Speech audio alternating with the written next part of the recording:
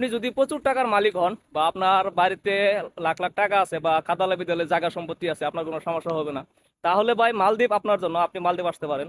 অন্যথায় যদি আপনি ঋণ করে আসতে চান বা সুদি করে টাকা নিয়ে ব্যাংক থেকে লোন নিয়ে মালদ্বীপ আসতে চান, তাহলে এটা আপনার জীবনের সবচেয়ে বড় ভুলগুলির মধ্যে অন্যতম একটি ভুল হবে।